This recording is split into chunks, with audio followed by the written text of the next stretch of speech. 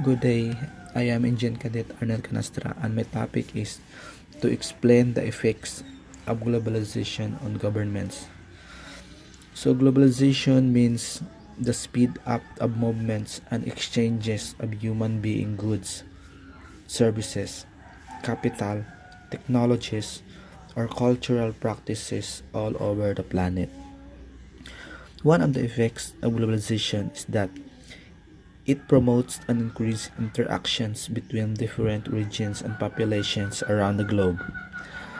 According to disciplining hypothesis, globalization restrains governments by inducing increased budgetary pressure. As a consequence, governments shift their expenditures in favor of transfers and subsidies and away from capital expenditures. The biggest effect is reduction of economic independence. The increasing market size with the effects of absolute or comparative advantages in manufacturing creates the need to specialize in narrow product production or services areas to be able to compete successfully. This requires open market policies. On the opposite end of the spectrum, it could just as easily resort in protectionist policies to restrict domestic access to markets using the tools of import quotas and or tariffs on imported goods. The main problems with restricting market access using such tools is retaliation from other countries in implementing similar policies against that country. The popular phrase refers to this as a trade war. When this happens, the larger market has distinct advantage as its people can better afford slightly higher prices for imported goods. Global corporations don't generally like that an excise tax is being applied to their goods that will impact sales volumes and profits to their shareholders. If a marketing study shows sales volumes are significantly affected and revenue losses. Good day, I am Indian Cadet Arnel Canastra and my topic is to explain the effects of globalization on governments. So globalization means the speed up. So, I'm Mark Lawrence G. Luzada. Today, I will talk about the institutions that govern international relations. So, about international relations, we should first go on its history, how it began. So, in studies of international relations starts thousands of years ago. Barry Buzan and Richard Little considered the interaction of ancient Sumerian city-states starting 3500 BC as the first fully fledged international system. The history of international relations is generally traced back to the Peace of Westphalia of 1648 in Europe, a stepping stone in the development of the modern state system. Now, what is international relations? International relations, IR, or international affairs, also known as international studies, global studies, or global affairs, is the study of politics, economics, and law on the global level. Depending on the academic institution, it is either a field of political science, an interdisciplinary academic field similar to global studies, or an independent academic discipline that examines social science and humanities in an international context. So international relations is said to be the study of politics and economics, law, political science, and global studies. So in all cases, international relations is concerned with the relationship between political entities or the polities such as sovereign states, intergovernmental organizations, international non-governmental organizations, other non-governmental organizations, and multinational corporations, and the wider world systems produced by this interaction. International relations is both an academic and a public policy field, so it can be positive and normative because its analysis and formulates the foreign policy of a given state. So we talked about international relations that is concerned with the relationship between political entities, and how it analyzes and formulates the foreign policy of a given state. So, a state foreign policy is it's the objectives and the activities in relation to its interactions with other states. So, whether bilateral or through multilateral platforms. So, kani nga mga patakaran nga panggawas kay ng isang certain state ay nag-aim ang kanilang mga activities sa pag-uugnay sa iba-ibang estado. So from state to state, they have their own activities. And it is also mentioned that it is concerned about the sovereign states. So what is a sovereign state? It is a political entity. Sovereign state is a political entity that is represented by one centralized government that has sovereignty over a geographic area. International law defines sovereign states as having a permanent population, defined territory, one government, and the capacity to enter into relations with other sovereign states. So pasabot kay kaning mga sovereign state ay usa ka embodied centralized government, and kanang usa ka lugar nga nagakontrol sa usa ka geographic area, or with an international law binding them. And these states permanent as having permanent population, defined territory, one government, and the capacity to enter relations. So dapat ang usa ka sovereign state na ay certain na siya kakayahan nga i-define ang population nga nasa sud, and most of all is na siya kakayahan nga makisama or pumasok sa isang relasyon sa isang estado din. In case you're wondering, the Philippines is a sovereign state because it has a certain population and has the power to make relationships to other sovereign states. So there are also non-sovereign states just like Hong Kong, Bermuda, Greenland, Puerto Rico, Northern Ireland, Wales, Scotland, England, and other parts of the United Kingdom.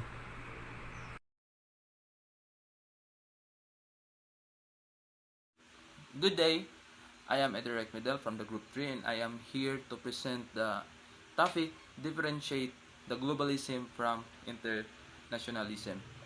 So first, what is globalism? So globalism is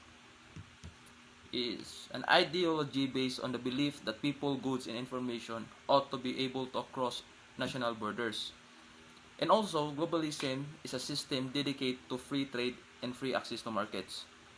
While internationalism, it is when different countries or nations work together to promote similar causes or interests. They work together because all of the nations benefit in some way. Often this cause or interest are promoted by international organizations such as UN. So the difference between the globalism and internationalism is that since the globalism, it is a socio-economic system that dedicates to free trade and access from different countries and access to markets.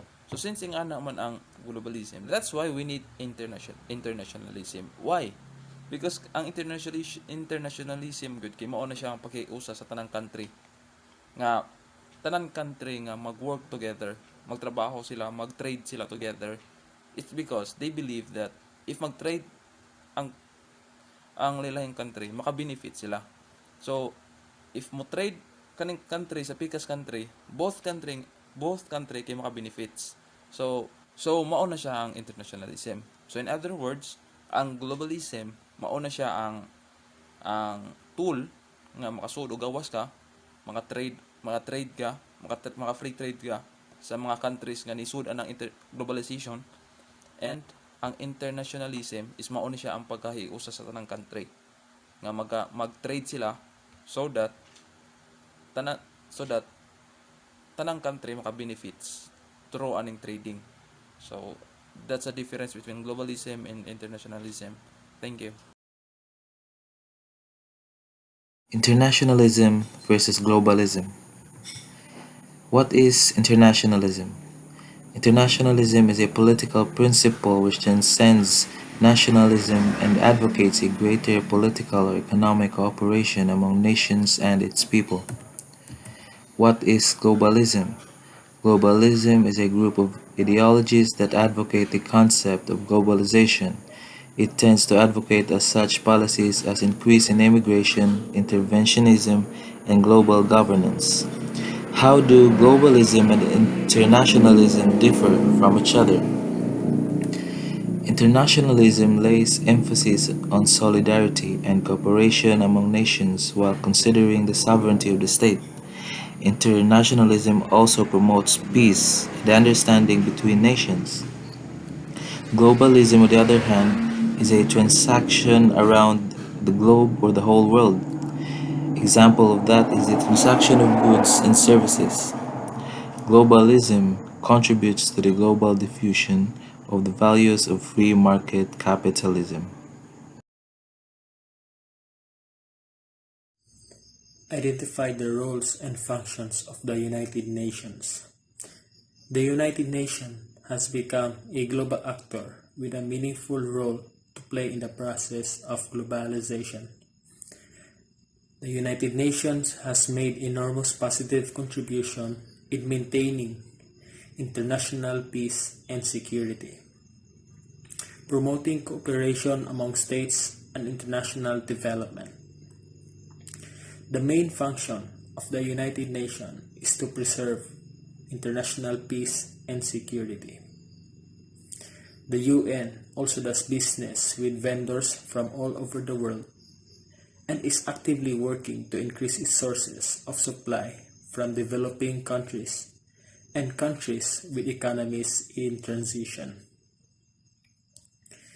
In addition, United Nations is so important because UN protects human rights, delivers humanitarian aid, promotes sustainable development, and upholds international law.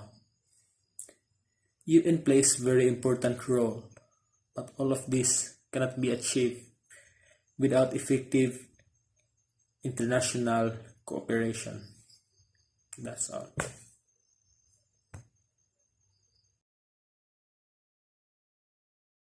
So the question is, identify the challenges of global governance in the 21st century.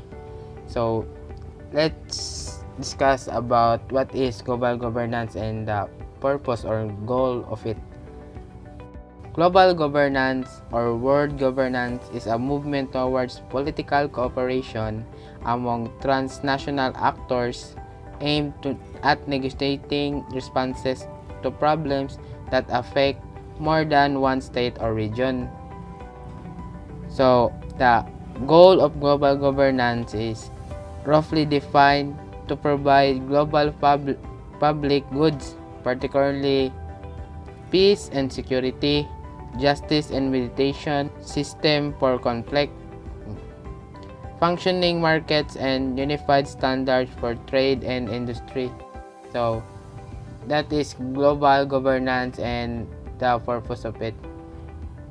The challenges of global governance in the 21st century: ethnic conflicts. So, the ethnic conflicts is a conflict between two or more contending ethnic groups, while the source of the conflict may be political, social, economic, or religious.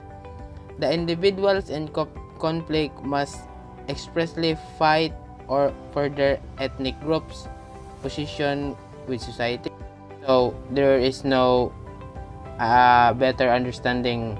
So there are tendency of fight. So that's one of challenges of global governance in the 21st century. So the second is infectious disease. So infectious disease are disorders caused by organisms such as bacteria, viruses, fungi, or parasites. Many organisms live in and on our bodies. So that's not only in the 21st century, it's also our problem today, because we have Example, the COVID-19. So it affect our global governance. So it's not only for 21st century. So the third is terrorism. So terrorism is unlawful use of force or violence against person or property, intimidate or coerce a government or its citizens to further certain political or social objectives. So it can damage our property. So it can also affect our global governance. And lastly, climate change. Climate change affect the frequency and intensity of extreme weather, like in US and other countries.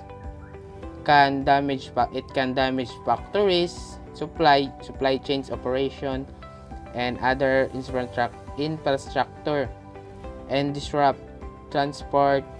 Drought will make water more expensive, which likely affect the cost of raw materials and production. The climate change can cause increase the expenses, so it affects our global governance. That's all. Thank you. God bless.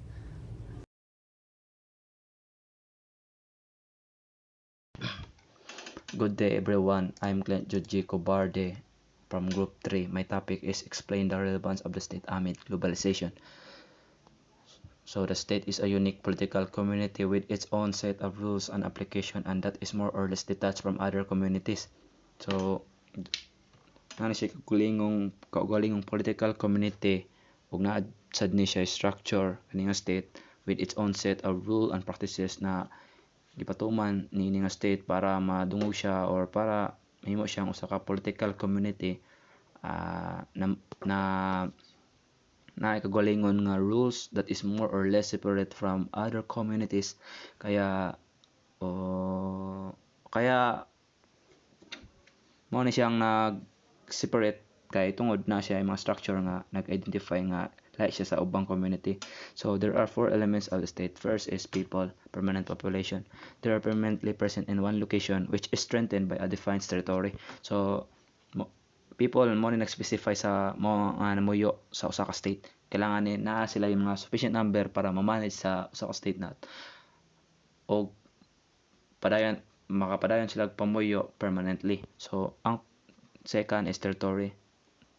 It has clear boundaries and it's effective control by the government. So ang territory nag-specify sa the other bahagi ng daigdig sa other places na kung asa na mo yung mga inhabitants sa state para maingon na to nga usa ni siya ka elements sa state. Ang isang territory, ang usa ka territory ay dapat na ay usa ka tangyang definite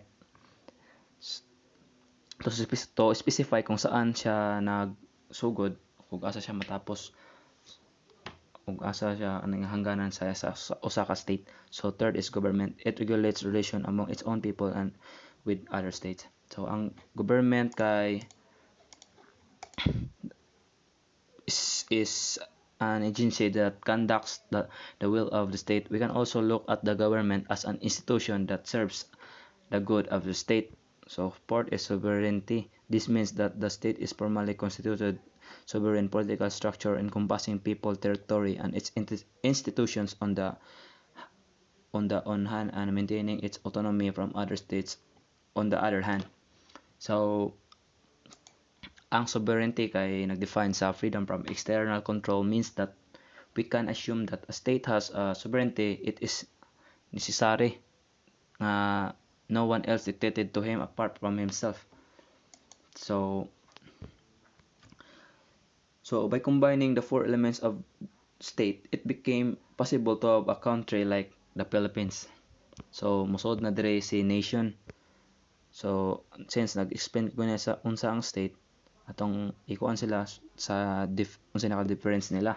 So first, nation pertains to people rather than any kind of territorial borders or institution. Collective identity based on the idea of shared history and culture. cultural concept. State first is relates to the government, the territory, and its internal external authority uh, by way of its formalized institution more or less reflect nation's political concept.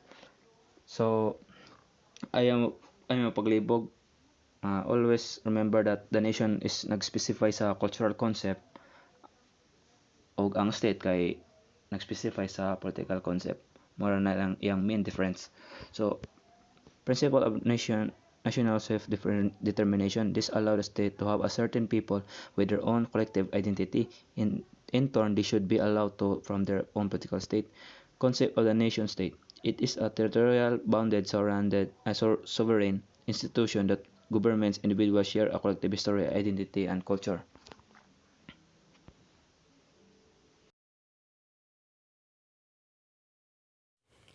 Hi, I'm Glendon C. Kamay and I'm going to explain the relevance of state amid globalization.